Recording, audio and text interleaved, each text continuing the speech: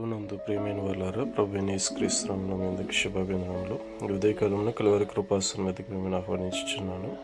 మొదటి సమూయేలు గ్రంథం 12వ అధ్యాయము 6-14 వచనం చూసుకున్నప్పుడు, సమూయేలు ఇశ్రాయేలు జనులందరితో కూడా మోషే అహరోనును నియమించి మన పితరులైన యాకోబును ఐగుప్తులో నుంచి దేవుడు నడిపించి ఉన్నాడు.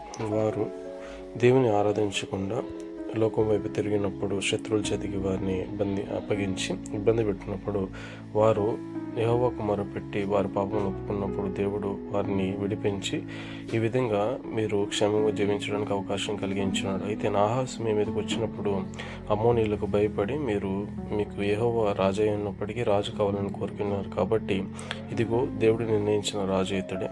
కాబట్టి ఈయన మాట ప్రకారంగా మీరు జీవించాలి. మీ దేవుడైన యెహోవాను అనుసరించి మీరును మీ రాజును జీవించిన ఎడల మీకు క్షేమం కలుగును అనే మాటను ఇక్కడ చూస్తున్నాం. ఆమేన్.